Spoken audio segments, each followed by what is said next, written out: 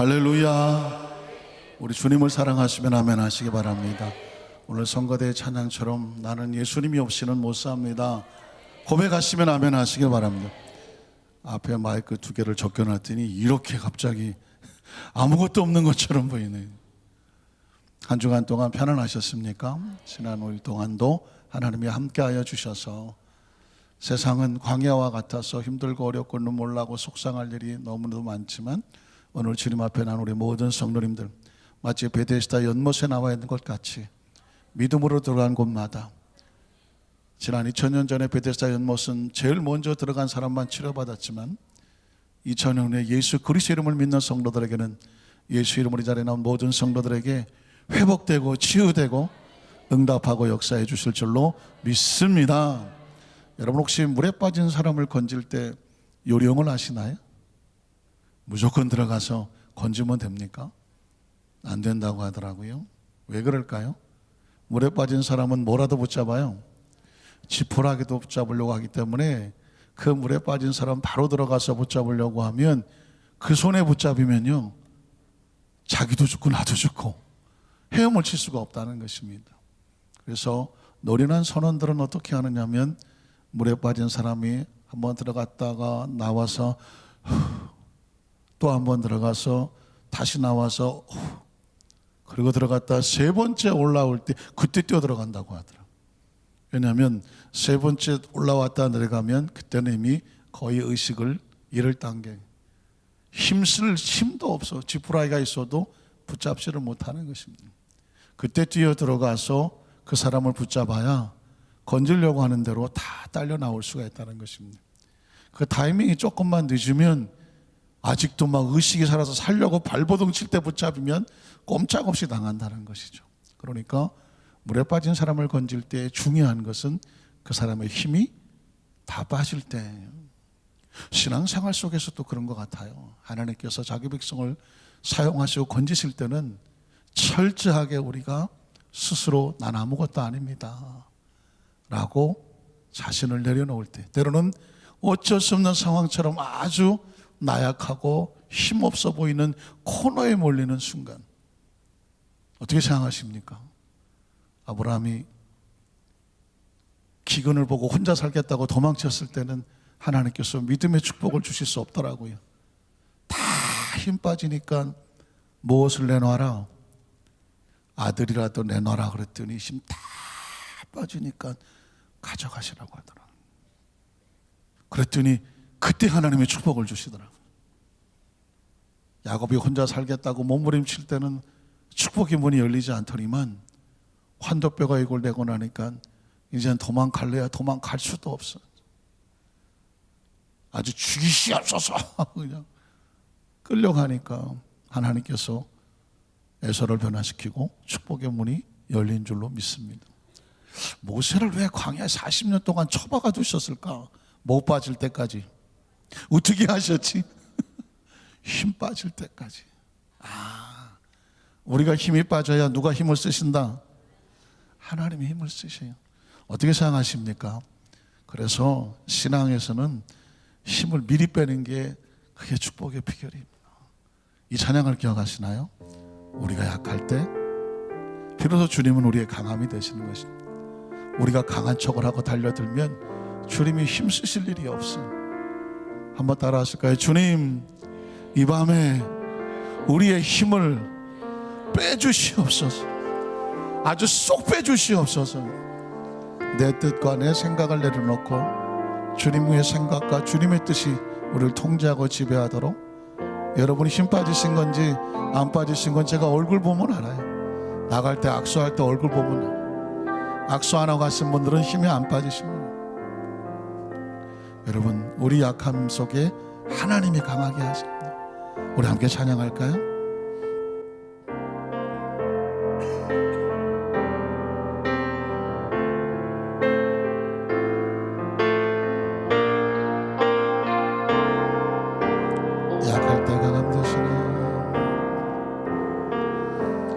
약할 때 강함 되시네. 나의 보배가 되신 주 나의 모든 것.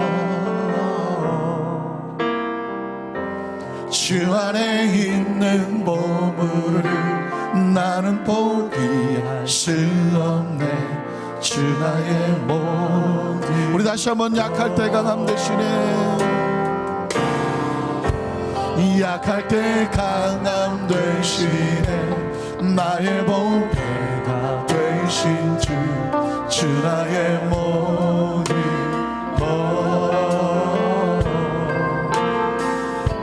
주 안에 있는 보물을 나는 포기할 수 없네 주 나의 모든. 예수 어린 양 예수 어린 양 존귀한 이름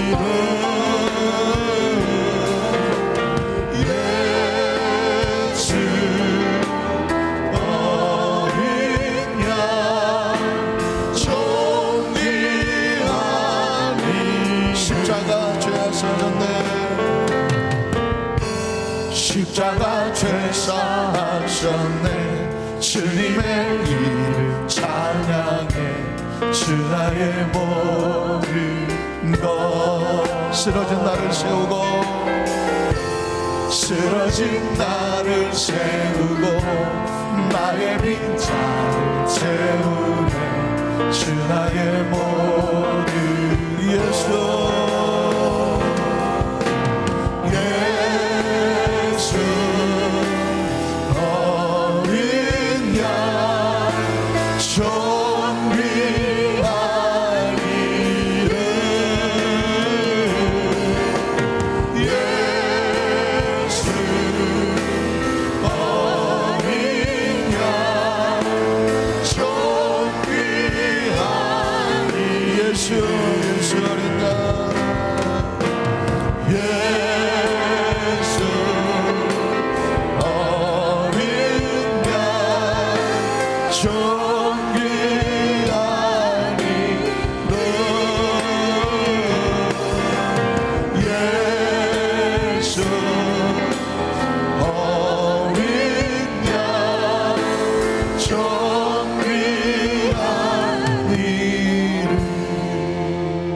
잠시 묵상으로 기도하겠습니다.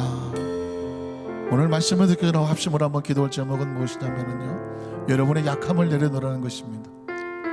여러분만이 알고 계시는 여러분의 약함, 눈물, 주님 내 이 부분이 약합니다.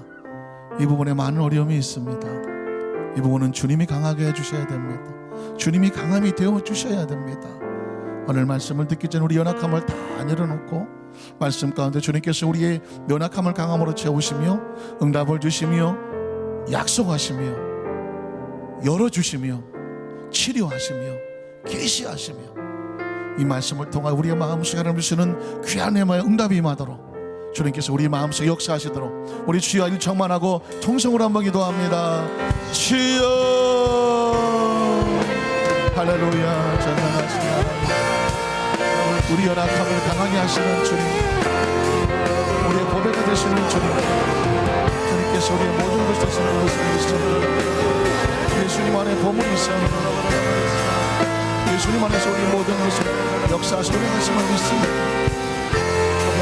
십자가에서 우리의 죄를 사하셨습니다. 십자가에서 우리 무력함을 다 담당하여 주셨습니다. 십자가에서 하나님과 저주를 제거하여 주셨습니다. 그 십자가에서 모든 질병과 상처를 치료하여 주셨습니다. 그 십자가에서 사망의 권세를 깨뜨리시고 부활과 생명을 우리에게 영원한 영생과 천국을 주심을 감사합니다. 그 십자가의 보혈이 우리를 쓰러진 속에서 건져냈습니다. 그 십자가의 보혈이 우리의 빈자를 차고 넘치게 합니다. 오늘 주님을 찬양합니다. 주님을 높입니다. 주님을 의지합니다. 오늘 주님만이 생명이 있습니다. 주님만이 우리의 모든 것을 주관하시는 전능한 하나님 것을 믿습니다. 오 하나님 신문에 가시옵소서. 주님 이름을 높이고 찬양합니다. 주님 감사합니다. 주님 감사합니다. 주님 이름을 찬양합니다. 예수 어린 양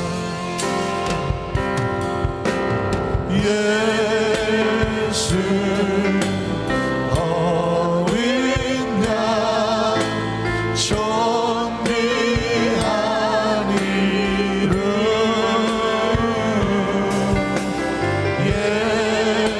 예수 어린 양 존귀한 이름. 좋으신 하나님 아버지 감사합니다.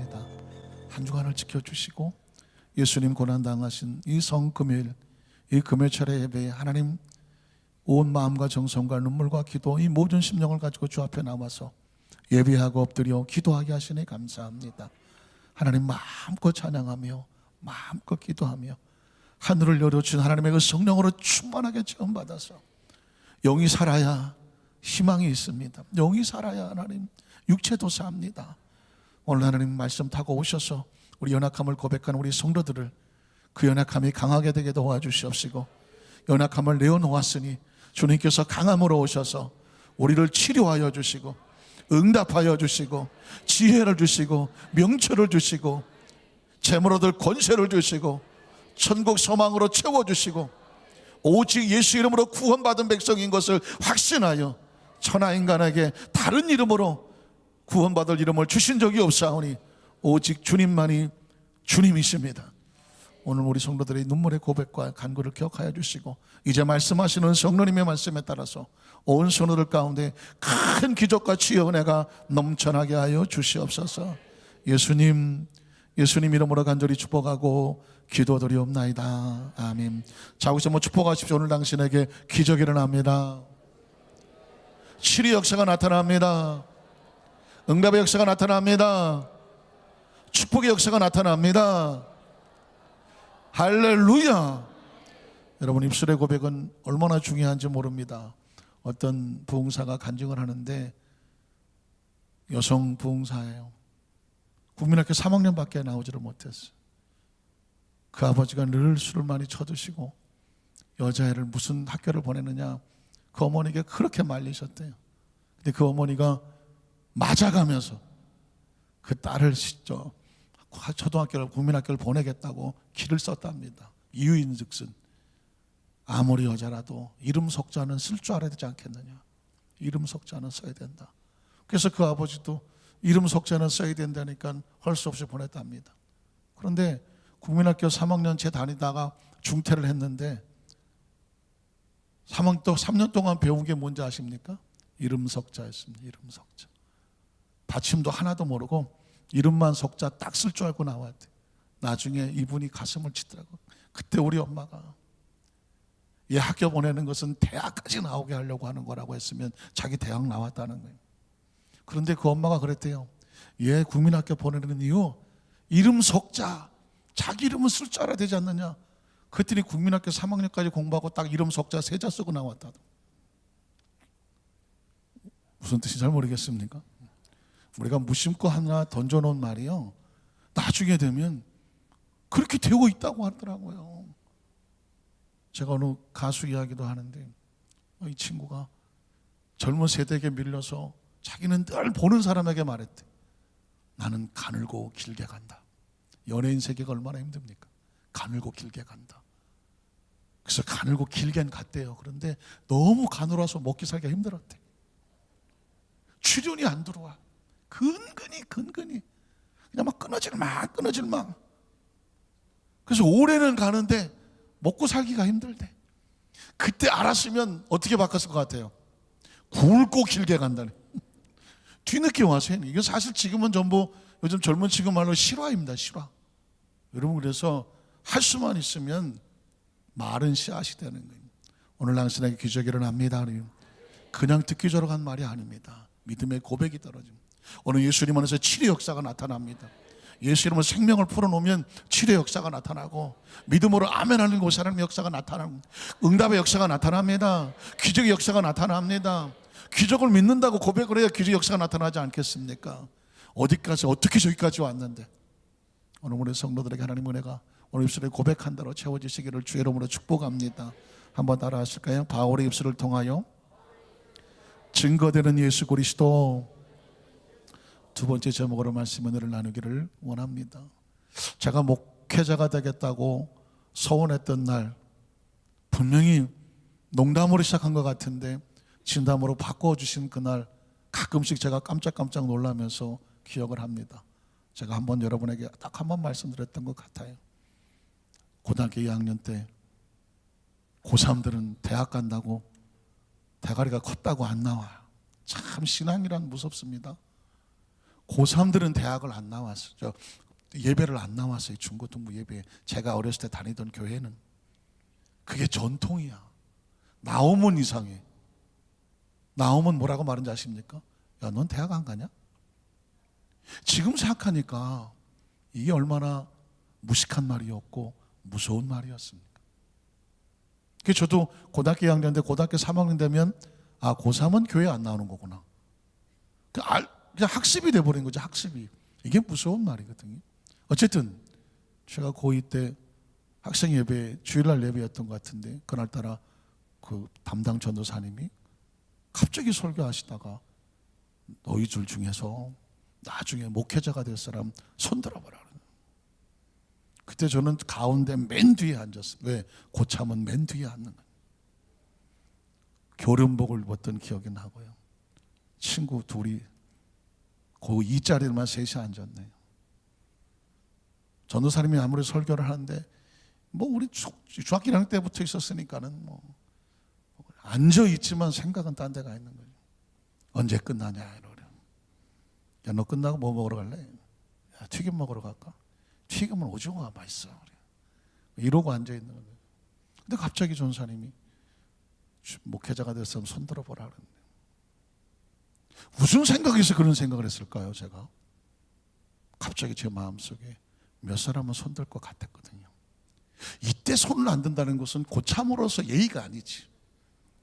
내가 이 교회를 얼마나 오래 다녔는데 예의가 아니죠. 갑자기 책임감이 확 생기더라고. 저 중등부 2학년 저 회장 저놈 손들 것이고, 부회장 저것도 열심히 교회는 열심히 다녀, 저것도 손들 것이고, 고등부 부회장 저분은 고3인데도 나와. 저분은 분명히 나중에 될 것 같아. 손들 거고. 내 친구 이 고등부 회장 이놈은 거의 지금도 전도사야. 이것도 손들 것 같고. 이쯤에서 제가 손을 안 든다는 건 예의가 아닌 거예요. 그래서 제가 손을 딱 가운데 통로에 있으니까 손을 딱 들었죠. 그랬더니 내 옆에 있던 친구 지금도 기억납니다. 옆구리를 툭 쳐요. 뭐라고 말하냐면, 야, 손 내려라. 네가 무슨 그러는 거예요. 갑자기 가슴이 덜컹하더라고요. 네가 무슨 알아 임마. 내가 임마. 그러나 어떻게 도사님이 손들라고 하지 않냐. 도사님이. 우리끼리 하는 말이에요. 도사님이 손들라고 하는데 아무도 안 들어봐라. 얼마나 민망하겠냐. 너도 좀 들어라 자식아. 근데 얘는 끝까지 안 들더라고요. 그래서 저는 들었어요. 왜 들었을까? 하여튼 예의상 들었어요. 예의상. 그런데 제가 한번 말씀드렸지만은 몇 사람이 들었다고요? 하나도 안 들었어요.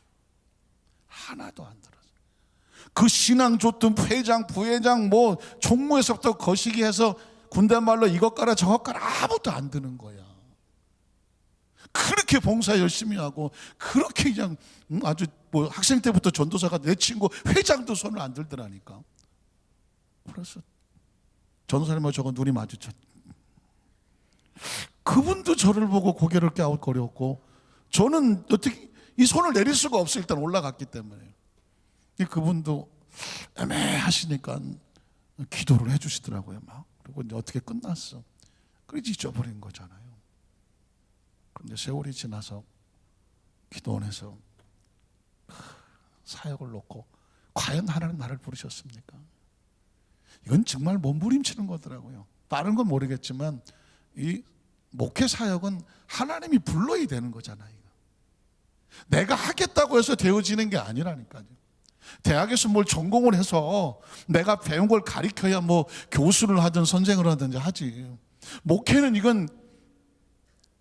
이게 내 전공이 아니야. 이거는 내 뒤에 뭐가 한 분이 더 계시고 이게 그분이 뭘 줘야 할 수 있는 거라거든요. 왜냐면 이건 종이잖아요. 메신저잖아요. 누가 뭘 줘야 그걸 가지고 가서 전할 수가 있는 상황이라 그분이 날 그걸 불렀느냐. 그걸 그래서 콜링이라고 말하고 소명이라고 말합니다. 소명이 있느냐, 콜링을 받았느냐, 하나님이 너를 정말 선택했느냐라고 하는 것이 가장 중요한 거예요. 사역자들에게는. 금식하면서 기도원에서 기도골에 기도하는 가운데 하나님께서 주시는 불이 있었어요. 그 불을 받. 그때 제가 그랬죠. 하나님, 제가 정말 하나님 앞에서 이 사역을 감당할 수 있을까요? 그때 저 까마득하게 잊어버렸던, 너 그때 고등학생 때 서원했잖아. 전혀 생각도 안 했던 그 생각이 하필이면 기도원 굴에서 생각이 나. 기도원 굴에서. 나 농담하시는 줄 알았다니. 하나님, 그것도 소원이에요? 네가 안다고 그랬잖아. 가만히 생각하니까 그 주일 대예배에서 그 예배 시간에 손을 들은 거예요. 예배 시간에 손을 들은 거예요. 어떤 마음으로 어떻게 했을지는 모르겠지만 그러나 그것은 하나님 앞에 손 드는 거거든요.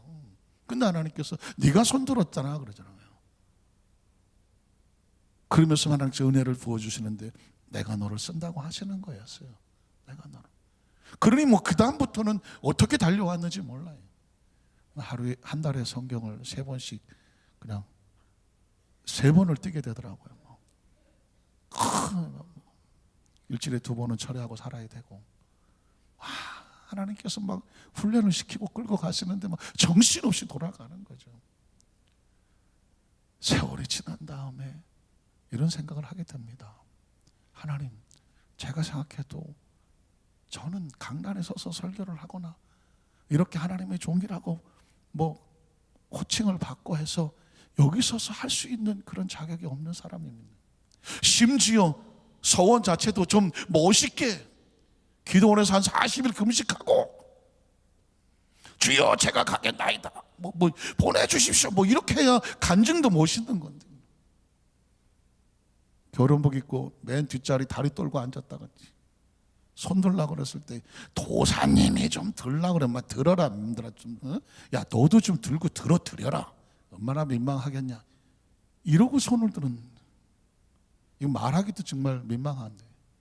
그런데 하나님은 그것도 기억을 하셨어요. 그리고 마음속에 너하고 나하고 약속이라고 하는.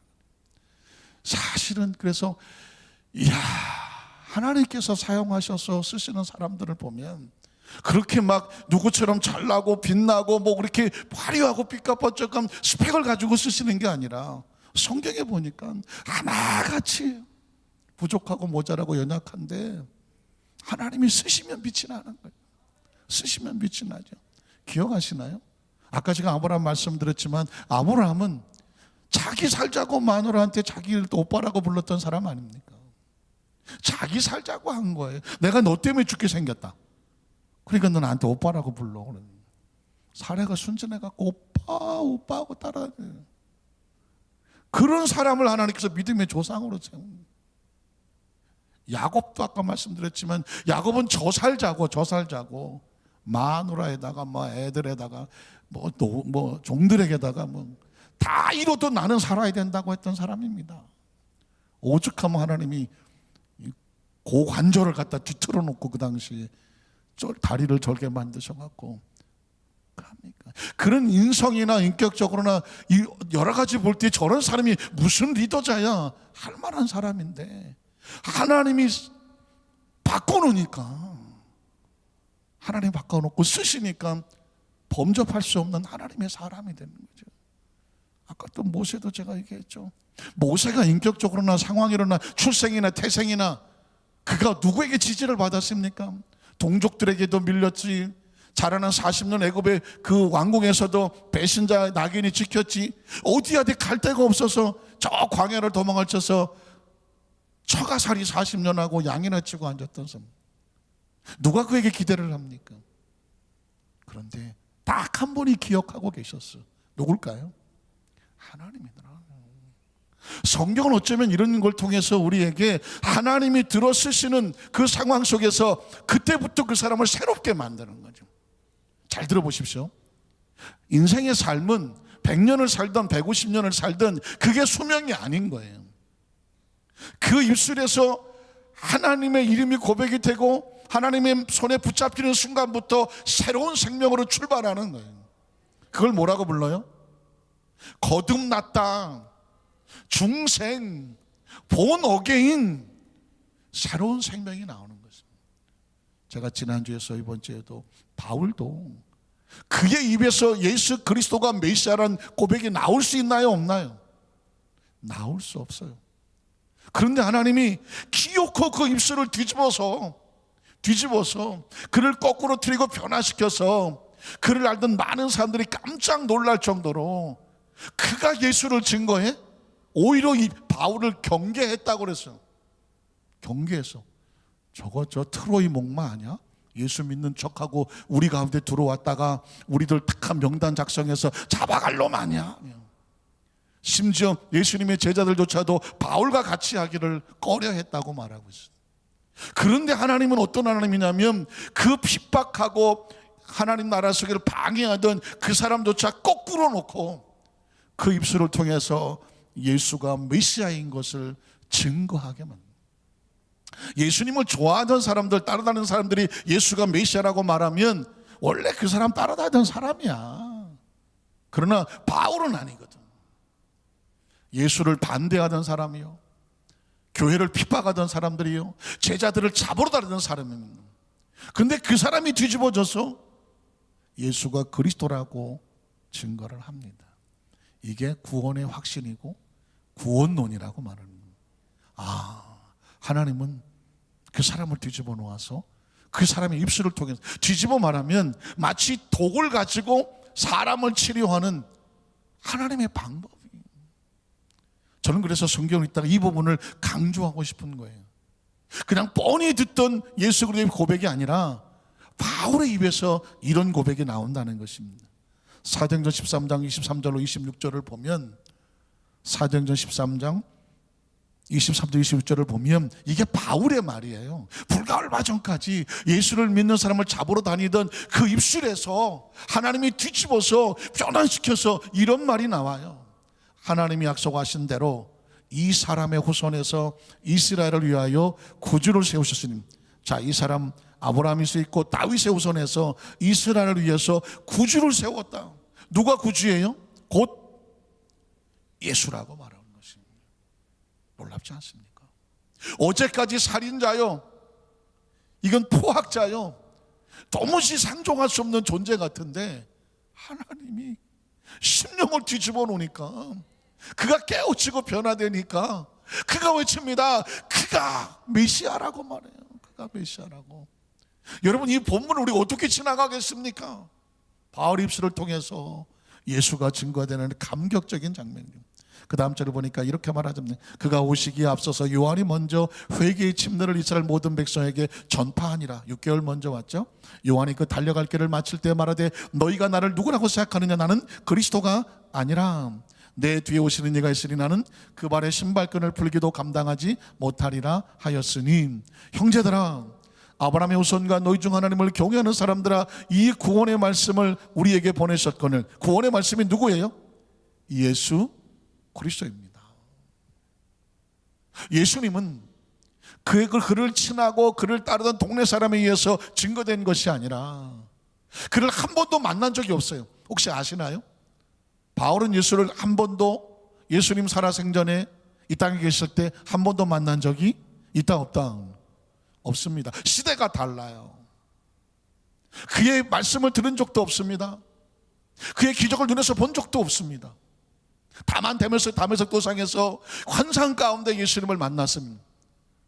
그의 눈이 멀었다가 치료되고 성령의 충만한 걸 체험하고 나자 그는 고백합니다. 나사렛 예수가 메시아라고 말하는 것입니다. 메시아. 여러분은 이 구원의 확신이 있으십니까? 확신이 있으십니까? 누가 뭐라고 말해도 예수가 그리스도다 믿으십니까? 여러분, 우리나라 기독교 크리스천이 불과 한 10년 전만까지만 해도 얼마나 간지 아십니까? 1200만이라고 했습니다. 1200만 성도라고 했습니다. 5만 교회 10만 주의 종들이라고 그랬습니다. 근데 제가 엊그저께 통계를 보고 깜짝 놀랐습니다. 860만이라는 거예요. 860만.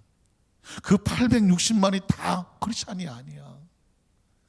그 중에 200만이 이단이라는 것입니다. 200만이. 이단이 200만이야. 그러면 이 대한민국의 크리스찬이 지금 얼마예요? 660만이야. 불과 10년 만에 반토막이 났어. 물론 저도 알았어요. 한 5, 6년 전부터 이미 기독교가 급격히 교세가 무너지기 시작하고 점점 교회가 문 닫는 데가 많아지고 영적으로 자꾸 무너져가는 그 시대 속에 있어요. 그런데 그 사람들이 세상이 좋아서 나간 게 아니야. 그 200만이 그 이단들이 다 어디서 왔냐면 기존 교인들이 나간 거예요. 기존 교인들이. 그 기존 교인들이 나갔어. 근데 그 나간 기존 교인들이 무엇이 없어서 나갔냐면 구원의 확신이 없어서 나갔어. 구원의 확신이 없어서 나갔어. 예수가 구주인데 간 정확한 확신이 없었어. 그래서 살아있는 사람을 인간을 보혜사라고 말하니까 나중에 가서 보혜사하고 따라다니기 시작하는 거예요. 그분이 재림 예수라고 쫓아다니지 않는. 얼마 전에 여의도 순복음교회 와서 내가 재림 예수라고 피켓 붙이고 그 신도들 따라다니는 사람하고 거기서 시위를 했다네. 재림 예수가 여기 있는데 왜 어디 가서 딴 데 가서 예배 드리냐고. 여러분 지금 대한민국 영적인 상태가 이러고 앉아있단 말이에요. 우리가 좀 더 졸자 따뜻하게 편안하게 신앙생활 할 때가 아니라니까요. 지금 대한민국에 1200만이 반토막이 났다니까요. 그 영혼들을 빼앗기고 있다니까. 예수가 구주라는 이 정확한 신앙 고백 하나가 똑바로 안 돼서 여기저기서 뭐 밥 사준다, 교육 시켜준다, 차 사준다, 같이 놀아준다, 위로해준다, 상담해준다. 그랬더니 그냥 맥없이 끌려가서 앉아있다가 예수가 구주인 걸 잃어버리고 여기저기 이단에게 다 넘어가고 앉아있고, 남자 교주가 죽으니까는 다시 온다고 그러고 여자가 부인이 또 교주가 돼서 하나님이라고 그러고, 하나님이 남자였다가 대전 여자 하나님이라고 그러진 않나. 이렇게 막 혼탁하게 놀아도 그냥 털럭털럭 쫓아가. 그런데 여러분, 쫓아가는 사람이 그냥 대충 교회 다니는 사람은 안 쫓아간대요. 열심히 하는데 구원의 확신이 없으니까 쫓아가. 뭐라도 열심히 하자고 쫓아가. 여러분, 뭐라도 열심히 하는 건 위험한 거예요. 똑바로 알고 여러분 열심히 해야 돼요. 지금 대한민국의 재림 예수가 40명이에요. 근데 그 40명은 성공한 재림 예수라네. 또 그 교주가 한 1000명, 2000명 따라다니는 그런 재림 예수가 40명이야. 원래 한 200명 되는데 뭐 10명, 20명 하는 사람들은 자기 따라다니다 싸우다 흩어지고 한 40명은 명함 파고 다닌다네. 내가 재림 예수라고 다닌다는 거예요. 이 이야기가 뭔지 아십니까? 기존의 교인들이 교회가 아닌, 겉모습이 아닌 예수가 그리스도라고 하는 정확한 구원의 확신이 없으니까 여기서 잘해주고 저기서 잘해주고 여기 시설 좋고 저기 시설 좋다고 하니까 거기 가서 거기가 구원이 있는 줄 알고 간다니까. 대부분 그런 사람들은 밥 사주고 따라가고 따뜻하게 해주고 따라가고 같이 놀아주니까 따라가고 알아주니까 따라간다는 거예요. 교회는 예수가 그리스도라는 굳이 이 구원의 확신이 없으면 나머지는 아무것도 아니라니까. 사랑하는 성도들 어떻게 생각하십니까? 그래서 우린 예수가 그리스도라고 하는 바울의 신앙의 고백이 오늘 성경 속에 기록된 이 사건 하나가, 이 고백으로부터 모든 신앙이 출발해야 돼요. 이 고백을 위해서 불편하고 힘들고 내가 좀 희생하고 내가 좀 힘들고 어려워도 이 고백에 목숨을 거시기를 주님의 이름으로 축원합니다.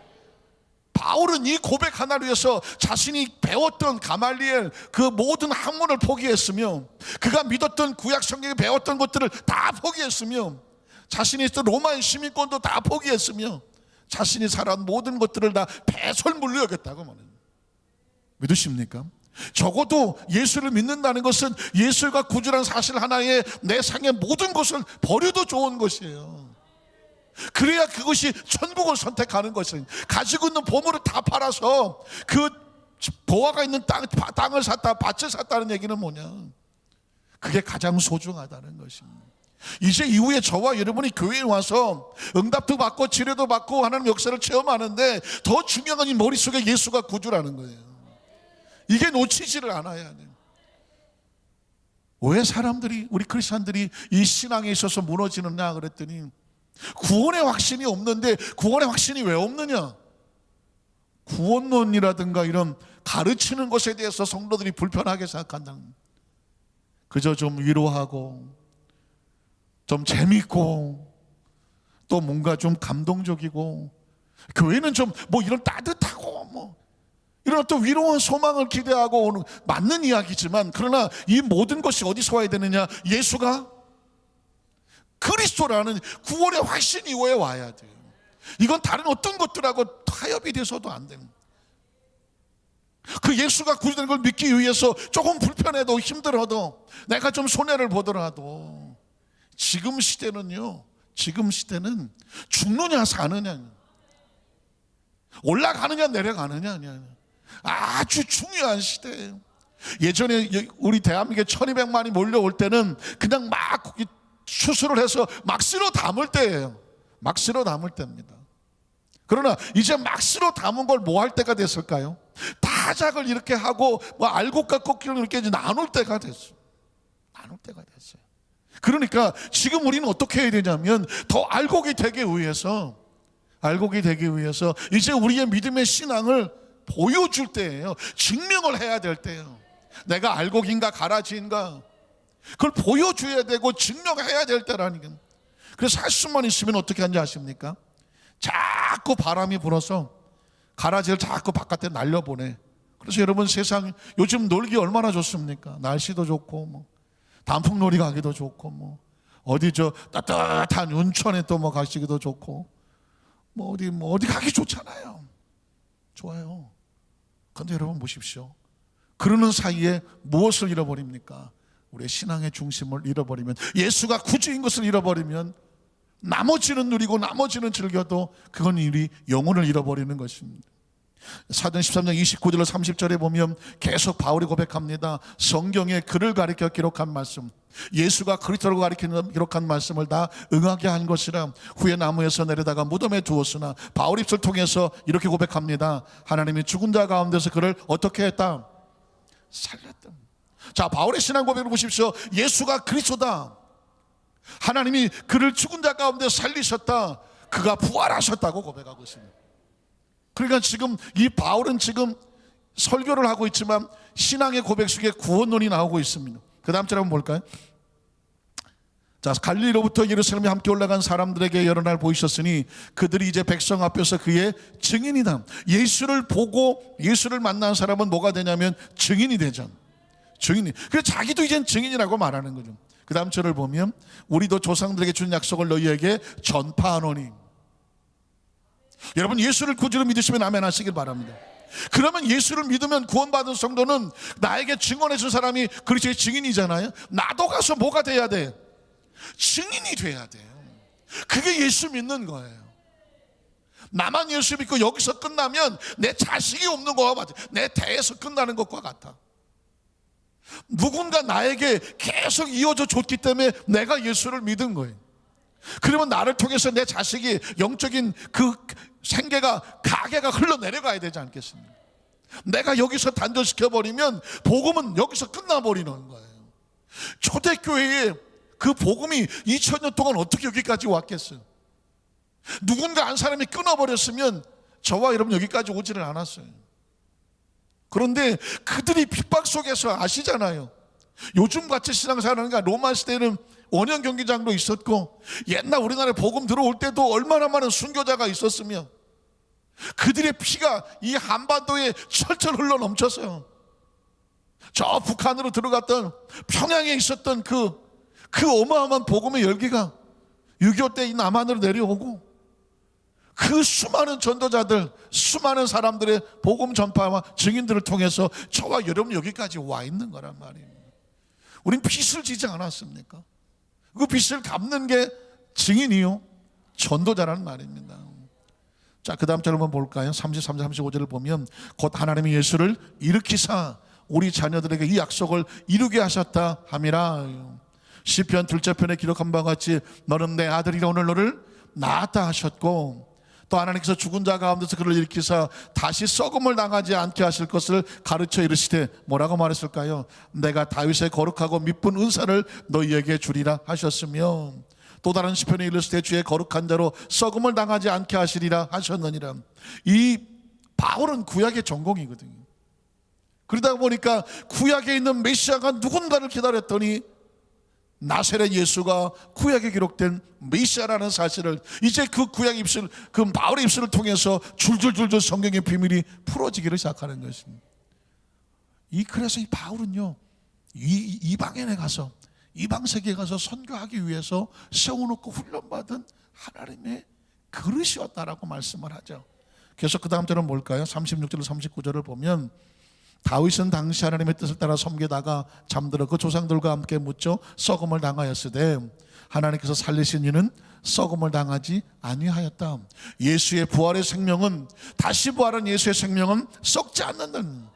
그 지금 바울은 예수의 부활에 대한 구원론을 말하고 있습니다. 그 다음 절을 보면, 그러므로 형제들아 너희가 할 것은 이 사람을 힘입어 죄 사함을 너희에게 전하는 것이며 예수 그리스도를 말미암아 죄에서 구원받아 의인이 되는 것이며, 저 바울의 복음에도 죄사함의 복음이 있죠. 또 모세의 율법으로 너희가 의롭다 하심을 얻지 못한 모든 일에도 율법은 우리를 정죄하나 누구를 힘입어서, 예수를 힘입어서 믿는 자마다 무엇을 얻어요? 의롭다 하심을 얻는 것입니다. 다시 한번 예수님을 구주로 믿으시면 아멘 하시길 바랍니다. 예수 믿고 구원받아서 거룩해진 걸 믿으시면 아멘 하시기 바랍니다. 어떤 사람이 여러분에게 찾아와서 당신 구원받았습니까? 라고 물어보면 이 사람은 거의 99.9%는 이단입니다. 그것도 구원파 이단이에요. 구원파 이단은 항상 구원받았냐고 물어봐. 그러면 크리스찬들이 뭐라고 말하냐면, 내가 구원받았나? 나 예수 믿는데, 아니 믿었으면 구원받았냐고요? 그러면 받은 것 같기도 하고, 쭈삣쭈삣 거리는. 그러면 언제 받았어? 어디서 몇 날 몇 시에 받았어? 라고 물어요. 내가 언제 몇 날 몇 시에 받은지 대답을 못하는 거예요. 당신이 주민등록 날짜에 몸이 태어난 날짜를 알면서 영혼이 태어난 날짜를 왜 모릅니까? 구원 못 받았어. 이러면 덜커덕 겁이 나는 거예요. 그럼 내가 어떻게 구원받습니까? 우리를 따라오시오. 여러분, 성경 밖에서 성경을 교육한다, 성경을 가르쳐준다, 무슨 뭐 쪼갠다 어쩌고 저쩌고, 교회 바깥에서 성경 공부하는 사람은 100% 이단에 빠집니다. 그래서 여러분이 절대로 이단에 빠지지 않으려면 교회 밖에서 성경 공부는 절대로 따라가면 안 돼요. 모 이단 단체에서 거기 빠졌다가 나온 사람이 간증을 하는데, 이 안산에 그 단체에서 각 교회마다 심어놓은 사람이 2,000명이래요. 안산에만 2,000명. 대전에는 15,000명이 깔려있다는. 그 사람들이 들어와서 뭘 하는지 아십니까? 예배 시간에 어떻게 예배 드리냐를 다 이게 조사한대요. 모든 재직자들 명단을 다 가지고 있다는 말. 모든 성도들이 어디에 앉아서, 몇 시에 앉아서, 찬송할 때는 어떤 표정이고, 기도할 때는 어떻게 기도하고, 봉사할 때는 어떻게 하고, 예배에 집중을 하는지 안 하는지, 그리고 그 혹시라도 앉아있는데 뭔가 불만스러운 표정으로 앉아있지는 않는지. 그래서 그 단체에서 알곡 신자라고 명단을 적는데, 거기서 말하는 알곡 신자는 뭐 하냐면, 늘 혼자 다니면서 예배 시간에 눈 감고 하고 계시거나, 기도할 때 기도하지 않거나, 뭔가가 불만이 있어 이렇게 다니거나, 그런 사람을 거기서 뭐라고 부른다고요? 알곡 신자라고 부른대. 알곡 신자. 네, 그 사람은 포섭하기가 좋대. 포섭하기. 그런데 일찍 와서 찬양하고 예배하고 막 열심히 기도하는 사람은, 그쪽 단체에서는 저 사람은 포기한다. 포기. 왜? 안 된대. 포섭이 안 된대. 참나 온 세상에. 그러니까 우리가 보는 알곡과 그쪽에서 보는 알곡이 달라. 우리는 열심히 하는 사람을 알곡이라고 말하는데, 거기서는 금방 빼나갈 수 있는 사람을 알곡이라고 그래. 그래서 그 사람들 명단을 가지고 있다가 우연히 가다가 툭 부딪혀갖고, 제가 온 지 얼마 안 돼서 그러는데 교회에 대해서 좀 가르쳐 주십시오. 뭐 하다가 뭐 얘기하다가 뭐 조금 뭐가 좀 투덜투덜되면 기가 막히게 비유를 푸는 데가 있어. 어떤 사람이 비유를 푸는 데 가자고 그러면 100% 이단이에요. 그리고 뭔가 성경 이거 알아 그러면서 자꾸 질문을 하는 사람이 있으면 100% 이단입니다. 제가 나중에 그 질문을 하는 내용을 따로 뽑아서 우리 성도들에게 교육을 시켜주려고 그래요. 왜냐하면 그 질문하는 내용을 들어보면 이 사람은 어느 출신의 이단인지를 알아요. 구원파는 구원받았냐고 물어보고, 안식교는 안식일을 지키냐고 물어보고, 또 거시기는 또 거시기는 또 뭐라고 물을까요? 비유를 풀 줄 아느냐고 물어요. 해와 달과 별이 무슨 뜻이 아느냐, 젖 먹이는 어린 양이 무슨 뜻이 아느냐, 이런 식으로 물어보면 우리 성도들은 못 들어봤다고 그래요. 왜냐하면 그 내용은 요한계시록에 한 구절 한 구절이 있는 것들을 빼다가 물어보는 거예요. 대부분 모른다고 말하죠. 당신은 교회 어떠냐어? 우리가 가르치는데 배움. 최근에 보니까는 어디 공예 만드는 방이다. 이 중앙동에 보니까 빌딩에 교회도 아니야. 공예 만든다고 하는 애기 엄마들 모여서 뭐 비누 공예도 하고 하는데 거기 모여 있는데 거기 이 멤버들이 전부 다 이단이야. 교회를 간 게 아니고 가서 이 공예하러 갔는데 거기 가서 뭐 같이 어울리다가 보니까 교회인 줄 모르니까 우리 뭐 모임하러 가자, 뭐 밥 먹으러 가자, 어쩌다 보니까 상담을 해준다고 그래. 도용 상담. 그 상담을 해준다고 그래. 근데 그 사람이 쪽지게 같이 맞죠. 이유는 뭐냐? 다 정보가 다 바로 이렇게 뒤로 돌아가 있어. 그러니까 이 도용을 통해서 아는 거 아니라 성경을 통해서 배우면 더 많이 알 수 있습니다. 성경을 배우시겠습니까? 자기를 너무 잘하니까 저도 배우고 싶은데요. 우리는. 그럼 바로 다음 단계에 넘어가는 거예요. 지금 이 안산에도요, 아예 그냥 사진 그림을 다 가지고 있어. 나중에 내가 보여드리겠습니다. 어느 교회까지 나와 있고, 어디 무슨 센터까지 나와 있고, 어디 무슨 심리 상담소도 나와 있고, 나와 있어. 거기가 전부 다 여기서 그 성도들을, 기존 성도들을 빼가려고 하는 그런 센터들이에요. 그 사람들은 절대로 불신자를 건드리지 않아요. 그리고 열심히 있는 교회에서 말하는 알곡을 건드리지 않아요. 그들이 보는 알곡을 건드려요.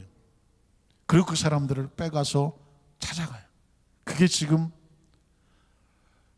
1년에 2만 명씩 빠져나간다는 거예요. 1년에 2만 명. 왜 그런지 아십니까? 알고 보면, 다 상담해 보면 구원론에서 넘어져. 예수가 그리스도라는 사실에 대해서 확신하지를 못해요. 왜 그가 그리스도인지를 확신하지를 않아. 그러니까 예수가 그리스도라는 얘기를 수도 없이 강단에서 선포를 해줘야 돼요. 그거 외에 다른 건 절대로 타협할 수 없다는 얘기를 선포를 해줘야 돼요. 여러분이 그걸 정확하게 알고 있으면 여러분이 아무리 어떤 데 잘못 발을 들여놔서 잘못된 교육을 받더라도 예수가 그리스도가 아니고 다른 구원자가 있다는 식으로 넘어가면 이거 뭐다? 바로 아는 거죠. 그런데 이게 예수가 구원자인데 다른 사람도 구원자가 될 수 있네? 하고 이렇게 넘어가기 시작하면서 이단에 빠지는 거예요.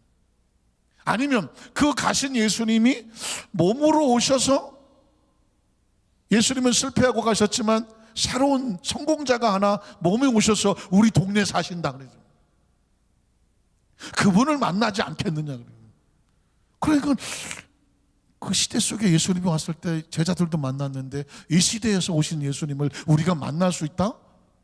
그것도 괜찮은데 가서 찾아가는 거예요. 그러다가 보니까는 멀쩡한 사람을 예수님이라고 믿는 거예요.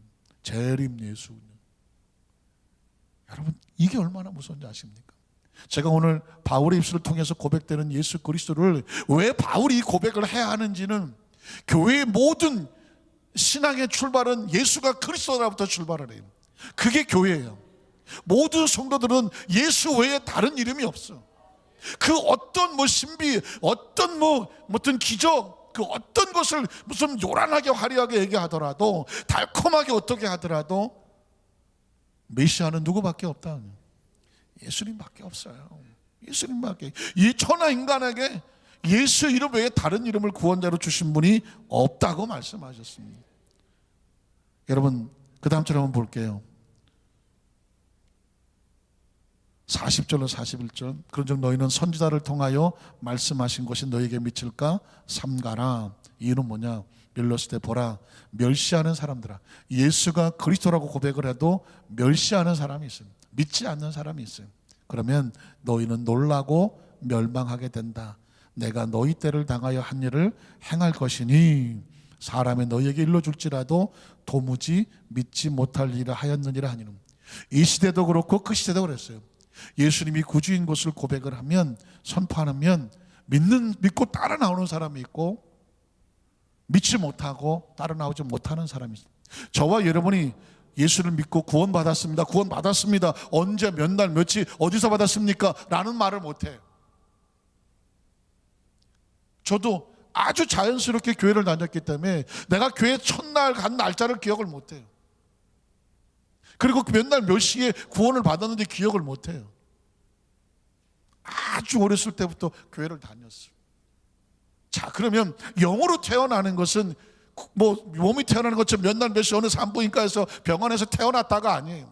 내가 예수를 구주로 믿는 확신의 신앙 고백이 있으면 그 사람은 구원받은 사람이에요. 믿으십니까? 그런 말씀을 정리하기를 원합니다. 사랑하는 성도 여러분, 오늘 저와 여러분의 삶의 현장 가운데 진짜 인생은 언제부터 인생이냐면 예수가 구원자인 것이 내 입에서 고백되어지는 그 순간부터 진짜 인생이에요. 제가 바울을 묵상하다가 깜짝 놀랐습니다. 이 사람의 입에서 이 고백이 나오기 전까지 바울은 뭐 하면서 살았냐면 하나님 나라를 대적하고 예수를 핍박하고 교회를 핍박하고 예수 믿는 사람을 잡아다가 옥에 가두는 사람이었습니다. 그 삶의 생명의 의미가 있나요, 없나요? 이건 차라리 안 태어난만도 못한 생입니다. 그러나 이 사람이 생명으로서 의미가 있어진 것은 뭐냐면 변화되고 깨어지고 회심하고 나서 구원받고 그 입술을 통해서 예수가 그리스도라는 것이 증명이 됐으면서도 하나님 나라의 아주 중요한 인물로 성경에 기록되는 것입니다. 오늘 저와 여러분이 이 땅의 삶을 살아가면서 내 인생이 이 삶을 살아가면서 의미가 있는 것은 뭐냐면 내 안에 예수님이 계시기 때문이에요. 그리고 이제 내 입술을 통해서 예수님이 증거돼야 되기 때문이며 그 예수를 붙잡고 천국 가는 그날까지 우리의 삶은 하나님께서 목적과 이유를 가지고 살게 하시는 분명한 가치 있는 삶이라는 이 삶을 가장 붙잡고 우리가 한 가지 하셔야 될 것은 뭐냐면 우리의 구역이나 지역이나 공동체 안에서 혹시라도 잘 보면 보일 수 있을 수도 있어요. 이단에 빠진 사람이 없도록, 미혹되는 사람이 없도록. 제가 정확하게 말씀을 드렸습니다. 성경 교육은 교회 안에서만 하는 거예요. 교회 바깥에 가서 성경 교육을 하자고 하는 사람은 100% 의심해 보셔야 돼요. 그리고 밖으로 나가면 영혼을 잃어버려요. 그래서 제일 중요한 것은 영혼을 지키는 것은 뭐냐면 성경 교육은 교회 안에서만 한다. 교회 바깥에 나가는 순간 이단에 빠지는 사람들의 모든 그 루트는 뭐냐? 외부에서 성경 공부한다고 하면서부터 거기 시작을 해요. 제가 아는 목사님 사모님도 빠질 뻔했어요. 사모님도. 왜냐하면 갑자기 아는 사모님이 아유 사모님 내가 어디 성경 공부 갔다 왔는데 너무 좋아. 사모님도 같이 했으면 좋을 것 같아서 전화했어. 아니 잘 아는 목사님의 사모님이 또 그렇다고 하니까 그렇지 않아도 친한 사모님인데 뭐 그래? 알았어. 그래서 무심코 이제 그 얘기를 하다가 목사님한테 얘기를 했어요. 어느 교회에서 한대요? 그랬더니 어느 교회라고 하는데 그 교회가 이단 센터였어요. 이단 센터예요. 깜짝 놀란 거죠. 그러니까 처음부터 이단인 줄 알고 가는 사람은 없어요. 알고 가는 사람은 없어요. 아는 사람 쫓아서 차 한잔 먹으러 가고 그냥 뭐 잠깐 가서 갔다 오는데 뭐 라고 맥없이 갔다가 넋 놓고 갔다가 처음부터 나 이단이에요 하는 사람은 없어요. 처음에 뭐 응답받는 기도 뭐 이런 식으로 기존 교회하고 전혀 다를 게 없이 하다가 한 6개월쯤 지나면 다른 구원이 있네 하면서 넘어가기 시작하다가 나중에 또 다른 곳으로 센터로 옮겨지게 되면 어떤 일이 벌어지냐면 와, 보혜사가 살아계시네 하면서 넘어가 버리는 거예요. 그러니까 처음부터 예수가 구주라는 사실을 정확하게 알고 있으면 조금만 이상해도 아니다 하고 치고 나올 수 있는, 애시당초부터 가서도 안 되고. 우리 안산교회 우리 모든 성도들 가슴속에, 생각 속에, 의식 속에 예수가 그러신 것을 무장을 하시고, 지금 이 시대에는 우리를 도적질하고 죽여 멸망시키기 위해서 오는 사자같이 이단들이 사방에 난리를 치고 있으며 어떤 모습으로 어떻게 다가올지 몰라. 그래서 지금은 깨어서 기도하고 성령으로 충만해서 영적으로 분별하며 마귀가 한 길로 왔다 일곱 길로 쫓겨나가야 되고, 이단들이 볼 때 아이고 알곡이네,